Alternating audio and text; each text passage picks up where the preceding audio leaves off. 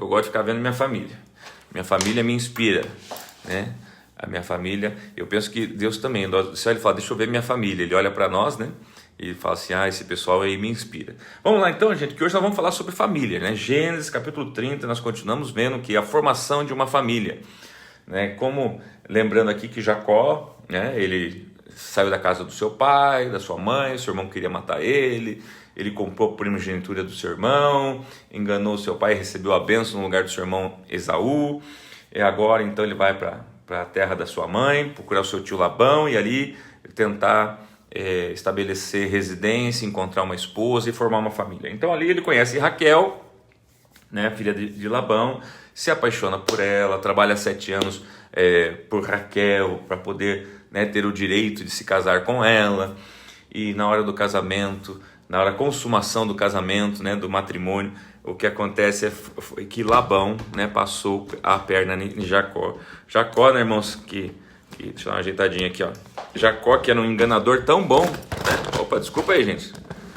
Jacó, que era um enganador tão bom, irmãos, agora então ele é enganado. Ele é passado para trás. Meu Deus, né? Que coisa terrível isso. Tá, então vamos lá. Gênesis capítulo 30, versos 1 diz assim. São apenas 43 versículos, mas são bem rápido, que tem uma parte aqui de quase que genealogia. Então é bem rapidinho. Diz assim, ó.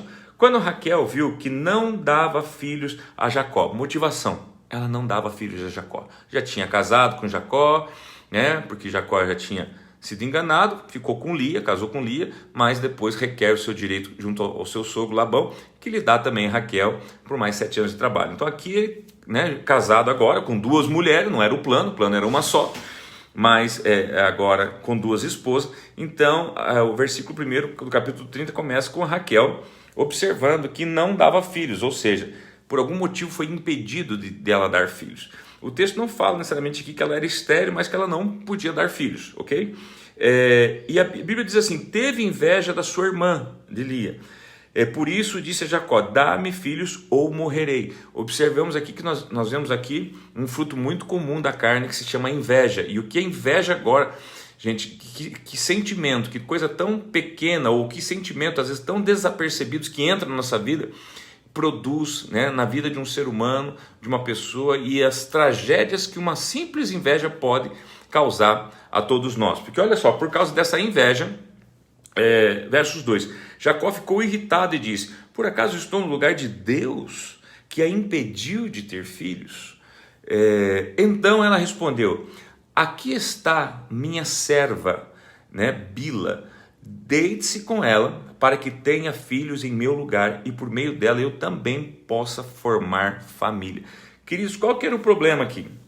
O problema aqui é que Lia, né, já tinha dado filhos a Jacó. Se você voltar um pouquinho lá no versículo 31, você vai ver que Lia já tinha dado Rúben, Simeão, Levi e Judá, e eu falei para você, inclusive, que Judá, né, que formou a tribo de Judá, né, que descendeu Jesus Cristo, ele é da tribo de Judá.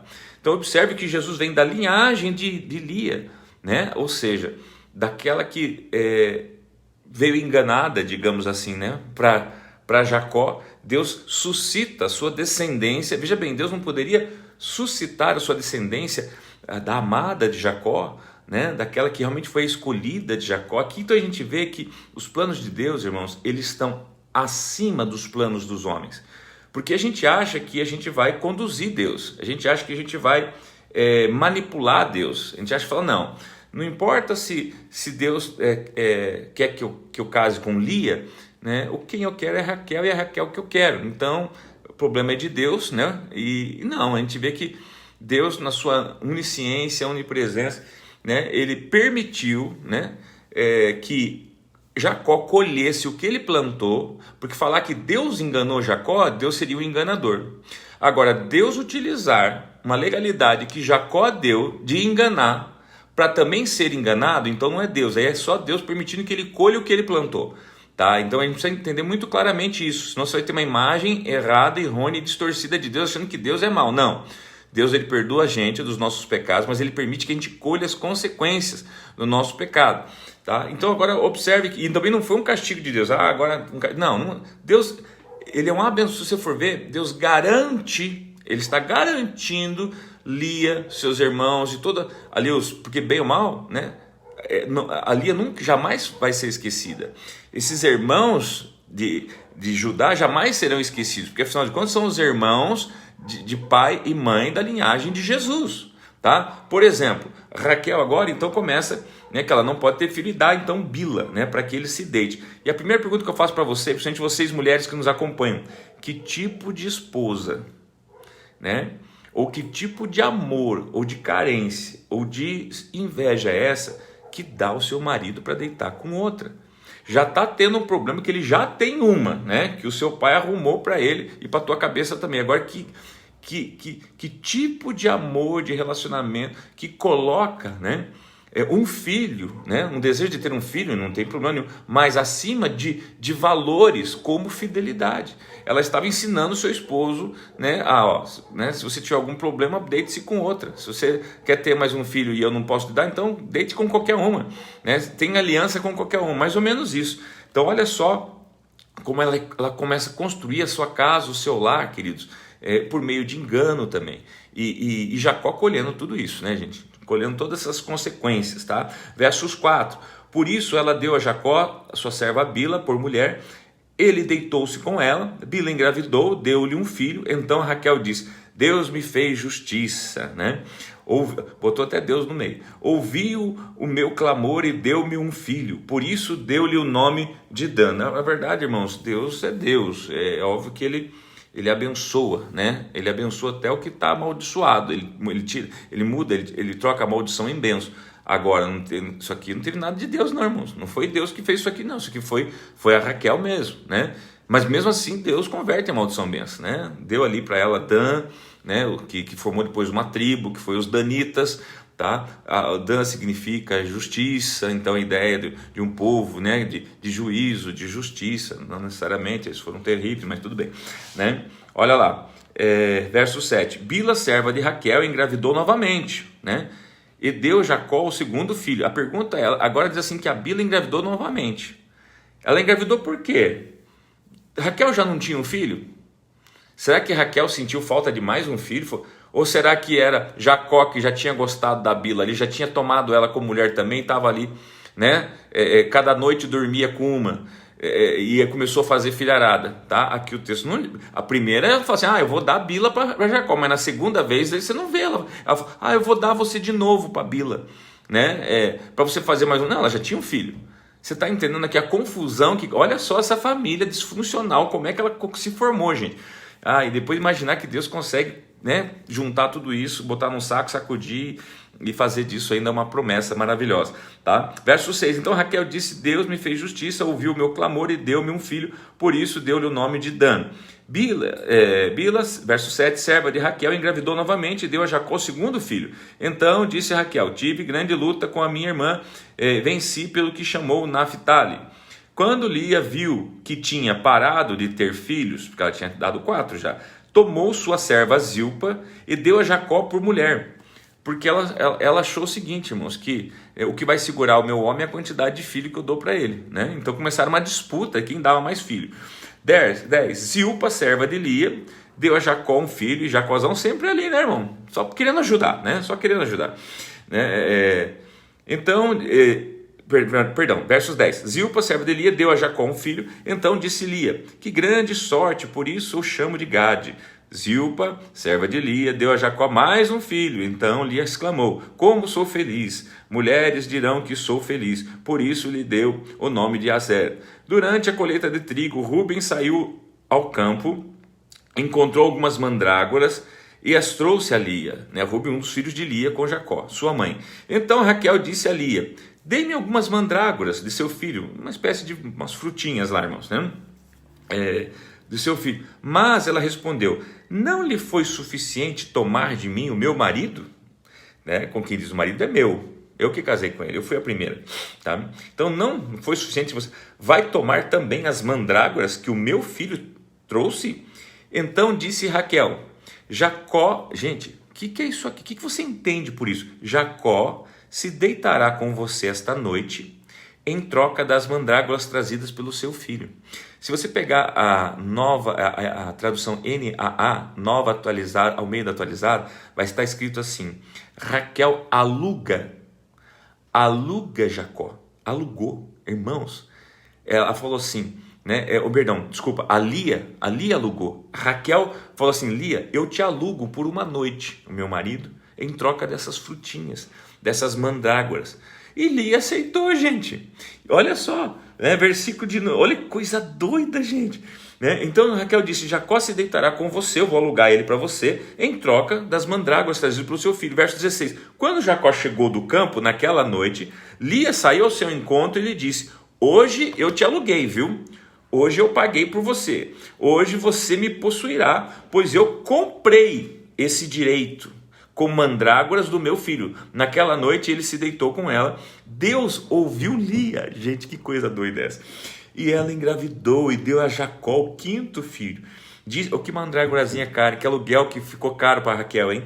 Tá? Disse Lia: Deus me recompensou por ter dado a minha serva ao meu marido. Por isso deu-lhe o nome de Issacar. Lia engravidou de novo e deu a Jacó o 6º filho.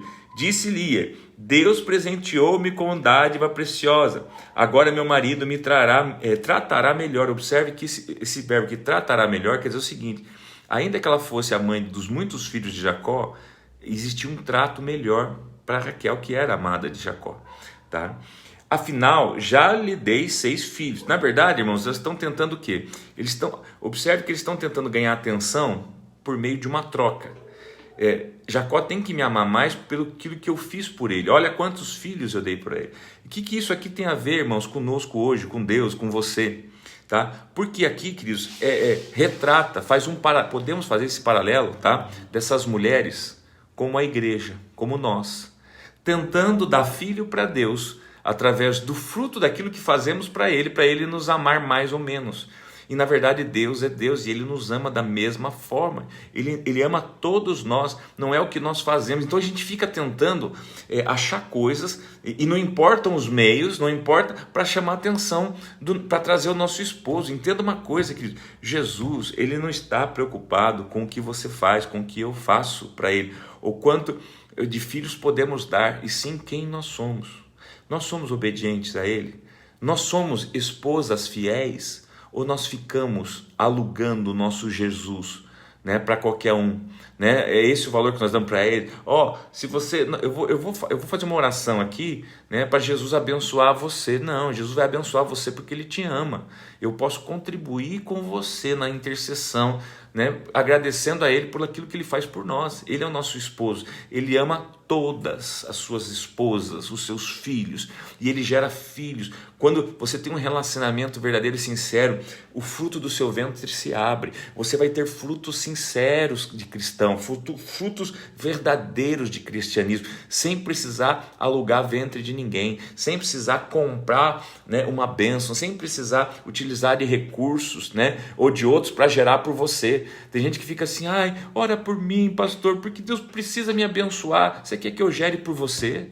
Você quer que eu engravide no seu lugar?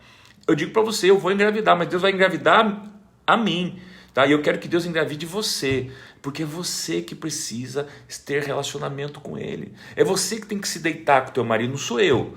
Então entenda isso, meu. Olha só que profundidade tem isso no contexto bíblico, no contexto vivência, intimidade, Cristo com a sua igreja, tá? Por isso que eu falo, tudo isso aqui, gente, são nuvens, é como se fosse uma sombra do que viria no relacionamento de Cristo com a sua igreja, com a sua noiva, que somos nós. Então assim, não tem problema eu pedir oração por você, interceda por mim, me ajude. Agora, eu querer que você gere, o meu filho não. O filho que eu tenho que gerar é eu que vou gerar, o filho que você tem que gerar é você que vai gerar, mediante um relacionamento com Ele. O que mais as igrejas estão cheias hoje, irmãos, tá?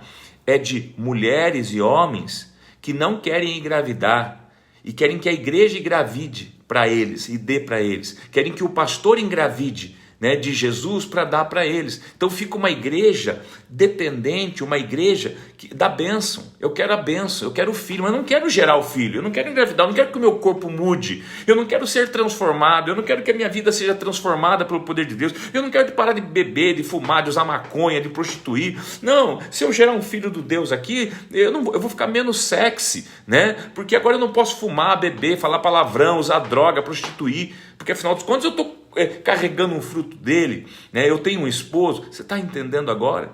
Você está entendendo então agora que essa estratégia de dar uma serva, né? De dar alguém para gerar no meu lugar, tá? Ou às vezes até Lia começou gerando, gente, começou dando filhos, de repente parou de dar filhos, tá? Por algum motivo.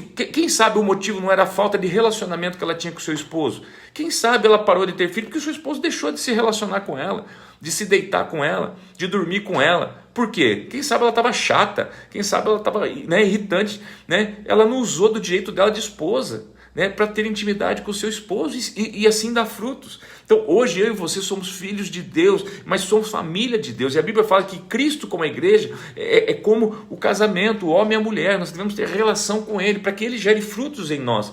Agora, ninguém quer ter relacionamento com Jesus, queridos, porque isso gera fruto.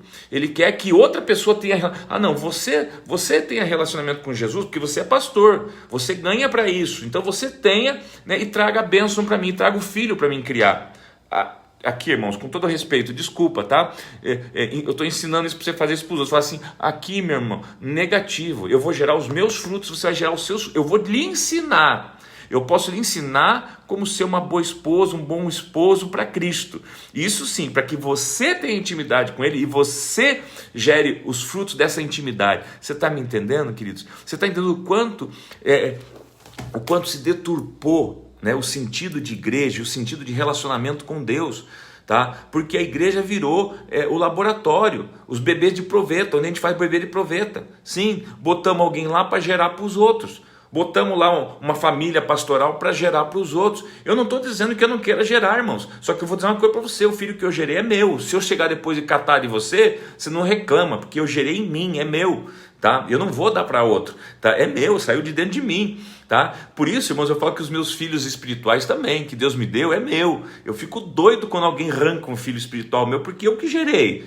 Fui eu que fui lá, fui eu que eduquei, fui eu que cuidei, fui eu que troquei as fraldas, fui eu que, entendeu? Assim como muitos que eu não gerei e quis ficar com ele, me tomaram, e eu fiquei bravo, entendeu? E fiquei bravo à toa, porque não eram meus filhos, não fui eu que gerei. Então, não adianta eu querer ficar com o filho dos outros, não adianta eu ficar com querer membro de outra igreja, não adianta, entendeu? Porque não são meus filhos, não fui eu que gerei. Alguém tem direito sobre essas pessoas, entendeu? Então, agora, os que eu gerei, esses sim, eu posso tomar como filhos, e eu posso sim cuidar deles como filhos, como família, para sempre, tá? Então, entenda isso, queridos, você precisa ter os seus filhos, tá? Não dê a barriga de outro para gerar filho para você, tá bom?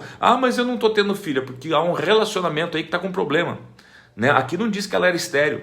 Simplesmente a Raquel não dava filhos, não diz que ela tinha esterilidade, simplesmente ele fala assim: eu não sei por que Deus não te dá filhos, eu sou Deus para ter impedido você, como Deus que te impediu. E olha só, a prova disso é o que vai acontecer agora, versículo 15 em diante. Ela respondeu: não lhe foi suficiente tomar de mim o meu marido? Vai tomar também as mandrágoras que o meu filho trouxe? Então disse Raquel: Jacó se deitará com você esta noite em troca das mandrágoras trazidas pelo seu filho. Quando Jacó chegou do campo naquela tarde, Lia saiu ao seu encontro e lhe disse: hoje você me possuirá, pois eu comprei esse direito com as mandrágoras do meu filho. E naquela noite ele se deitou com ela. Deus ouviu Lia e ela engravidou e deu a Jacó o quinto filho. Disse Lia: Deus me recompensou por ter dado a minha serva ao meu marido, por isso deu-lhe o nome de Isacar, né? Lia engravidou de novo e deu a Jacó o sexto filho. Disse Lia: Deus presenteou-me com uma dádiva preciosa, agora meu marido me tratará melhor, afinal já lhe dei 6 filhos. Por isso deu-lhe o nome de Zebulon. Algum tempo depois ela deu à luz a uma menina, e quem chamou Diná. Então Deus lembrou-se de Raquel, Deus ouviu o seu clamor, né? Veja bem, Deus lembrou-se de Raquel porque ele ouviu o clamor dela, ela começou a ter intimidade, se relacionar com ele, tá? E tornou fértil, Então agora ele torna, mas por quê? Porque ela se relacionou com ele, tá? Ela engravidou e deu à luz a um filho e disse: Deus tirou a minha humilhação.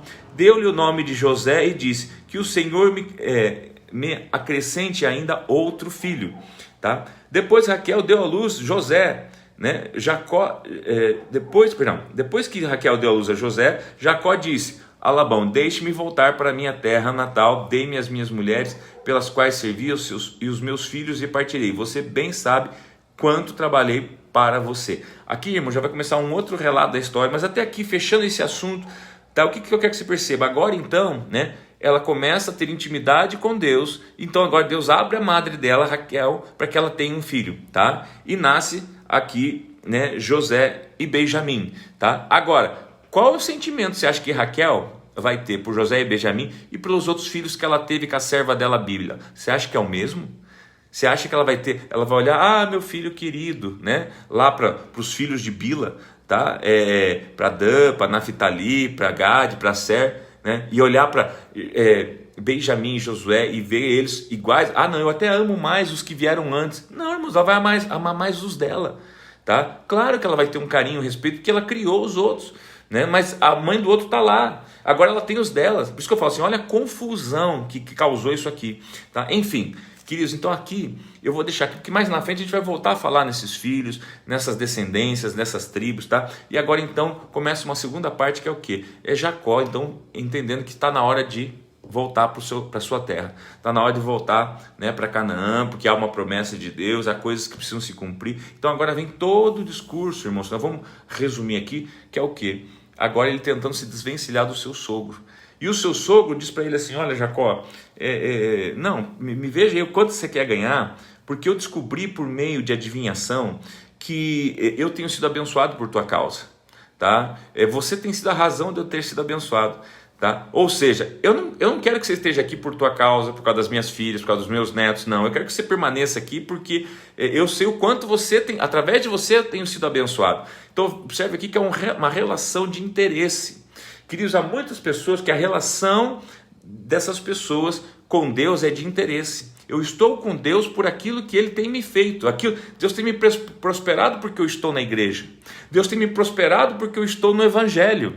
Deus tem me prosperado, tá? Mas espera lá, queridos, nunca foi esse o motivo. Nunca foi essa a razão de Jesus ter morrido na cruz. E sim para resgatar, né, nós para Ele, né? Deus tem me abençoado, tá? Porque eu sou um escolhido de Deus. Labão deveria ter dito para Jacó: Jacó, vai com Deus, só que antes põe a mão na minha cabeça e transfere para mim, né, esse amor, essa paixão por Deus. Porque veja bem, aonde que Labão foi buscar informação acerca de como ele estava sendo? Ele falou assim: eu consultei, né, magos, eu consultei sortistas que disseram que eu sou abençoado por tua causa. Ou seja, ele foi consultar os demônios que disseram: não, você está sendo abençoado por causa de Jacó, porque Jacó tem a bênção de Deus, então mantém ele aí. Enquanto você mantém ele aí, você vai ser abençoado. E nós travamos a vida de Jacó, porque tem uma promessa que é lá na Canaã, e enquanto ele está aqui, está tudo bem, segura ele aí. Irmãos, e aqui nós temos todo um discorrer dessa história, com a questão lá dos cabritos, das malhadas, não malhadas. Você vai ler depois isso aqui. Daí observe que assim, o contexto todo é Labão enganando Jacó, Jacó enganando Labão, Labão escondendo lá as malhadas, os cabritos pretos, 3 dias de distância, para que não procriem, não aumente o salário de Jacó. É Jacó descascando ali bambuzinho, né, colocando ali listrado na frente do bebedor de água para que as ovelhinhas, lá, os cabritos procriem malhado, coisa que não tem nada a ver. Queridos, eu digo para você pode fazer isso, isso aí não é receita de como fazer geneticamente animal malhado, não, tá? Tudo acontecia na vida de Jacó por causa que Deus tinha uma promessa sobre Jacó, né? E Jacó tinha uma palavra que tinha que honrar a Deus, né? Que ele falou assim: ó, se o Senhor me abençoar, darei o dízimo de tudo, tá? Coisa que muita gente também é abençoada, mas depois não cumpre a promessa. Mas deixa para lá, né, gente? Isso é um assunto bem polêmico. Então, queridos, aqui, ó, encerrando versículo 42, 43, dizendo assim: mas se os animais eram fracos, não os colocavam ali. Desse modo, os animais fracos ficavam para Labão e os mais fortes para Jacó. Assim, o homem ficou extremamente rico, tornou-se dono de grandes rebanhos e de servos, camelos e jumentos. Ou seja, Deus enriquece então Jacó, queridos. E aqui encerra o capítulo 30. Primeira coisa, lições, queridos. Eu quero que você entenda o seguinte, tá? Coisas não são mais importantes do que pessoas. Nós vemos aqui o tempo todo, né? Em troca de coisas, né? Labão usando pessoas. Em troca de coisas, as mulheres de Jacó usando pessoas, usando suas servas, em troca do quê? De poderes, de ter coisas, de terem direitos, tá? Não se usa pessoas para adquirir coisas. Eu digo para você, queridos, as coisas vêm por um relacionamento com Deus e pelo respeito a pessoas. Qualquer dinheiro, qualquer prosperidade que foi ajuntada mediante a desrespeito a pessoas, a troca por pessoas, isso é uma escravidão, isso é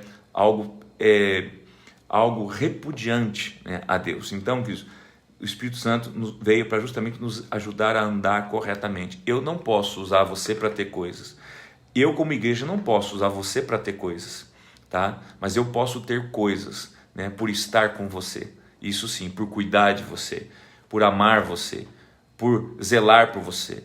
Eu posso utilizar das coisas que Deus tem nos dado para abençoar você. Agora há pouco eu estava acabando de falar com uma pessoa que eu não conheço, né, que quer vir buscar uma cesta básica aqui na igreja e eu não conheço. Mas eu louvo a Deus de poder assistir essas pessoas, né, com coisas que temos, para favorecer pessoas e não usar pessoas para termos coisas, tá? Que Deus fale ao teu coração, que o Espírito Santo fale ao teu coração e que Jesus esteja, né, abençoando você nesse dia. O meu bom dia a todos vocês, obrigado. Não esqueça de compartilhar, gente. Eu tenho visto assim que 30 pessoas estão ao vivo com a gente, isso é um número bom ao vivo para este horário. E se cada um compartilhar, seriam 30 compartilhamentos, nós alcançaríamos mais de 1000 pessoas. Mas às vezes só 3, 4, 5 compartilha, tá? Então assim, pense que as pessoas é mais importante do que aquilo que você recebe. Talvez a sua função mais importante aqui conosco esse horário seja compartilhar e não esperar naquilo que você vai receber de Deus, e sim aquilo que você vai oferecer para Deus. Então eu convido você a